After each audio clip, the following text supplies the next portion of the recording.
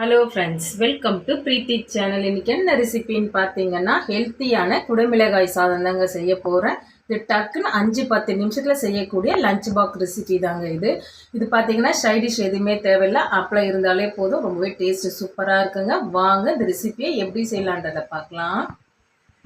Capsicum சாதம் செய்ய பார்த்தீங்கன்னா 1 கப் ரைஸை வடித்து உதிரியாக எடுத்து வச்சுருக்கேன். வெரைட்டி ரைஸ்க்கெலாம் பார்த்தீங்கன்னா சாதம் உதிரியாக இருந்தால் நல்லாயிருக்கும்.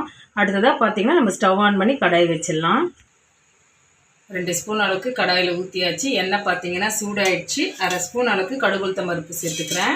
1/2 ஸ்பூன் அளவுக்கு கடலைப்பருப்பையும் சேர்த்துக்கலாம். ரெண்டும் பொரிஞ்சு வரட்டும். இது கூடவே வறுத்த வேர்க்கடலை பார்த்தீங்கன்னா 1 ஸ்பூன் அளவுக்கு சேர்த்துக்கிறேன். 5 பருப்பு முந்திரி பருப்பை பார்த்தீங்கன்னா அடிச்சுட்டு சேர்த்துட்டேன். இது கூடவே ஃப்ரெஷ்ஷான கருவேப்பிலை கொஞ்சமாக சேர்த்துக்கலாம். ஒரு பச்சை மிளகாவை கட் பண்ணிவிட்டு சேர்த்துக்கிறேன். இதெல்லாம் ஒன்று சேர்ந்து செவந்த பிறகு பொடியாக கட் பண்ண ஒரு பெரிய வெங்காயத்தை நீல வாக்கில் கட் பண்ணியிருக்கேன். இதோட சேர்த்துக்கிறேன். வெங்காயம் சீக்கிரமாக வதங்க கொஞ்சமாக உப்பு சேர்த்துக்கலாம். வெங்காயம் இந்த அளவுக்கு வதங்கின பிறகு பார்த்தீங்கன்னா குடமிளகாயை சன்னமாக நீளமாக கட் பண்ணி வச்சுருக்கேன். இதோட சேர்த்துக்கிறேன். இது 1 நிமிஷம் வதங்கினா போதும், அதிக நேரம் வதங்க வேண்டாம். குடமிளகா 1 நிமிஷத்துக்கு வதக்கியாச்சு. இது கூடவே 2 ஸ்பூன் அளவுக்கு தேங்காய் துருவலை சேர்த்துக்கிறேன். 1/2 ஸ்பூன் அளவுக்கு சாம்பார் தூள் சேர்த்துக்கலாம்.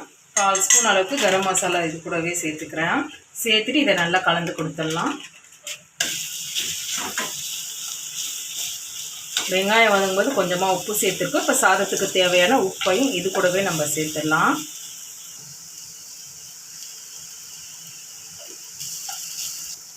மசாலா சேர்த்து 1 நிமிஷம் நல்லா வதக்கியாச்சு. இது கூட வடித்த சாதத்தை உதிரியாக இருக்குது, அதை சேர்த்துக்கிறேன்.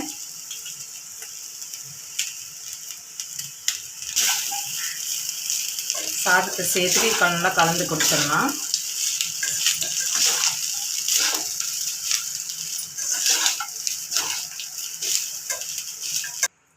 சாதத்தை நல்லா கலரி கொடுத்துட்டு இதுக்கு மேலே கொஞ்சமாக கொத்தமல்லி ஸ்ப்ரிங் ஆனியனும் கொஞ்சமாக தூவிக்கிறேன். ஸ்ப்ரிங் ஆனியன் இல்லைன்னா பரவாயில்ல, கொத்தமல்லி மட்டும் நம்ம தூவிக்கலாம்.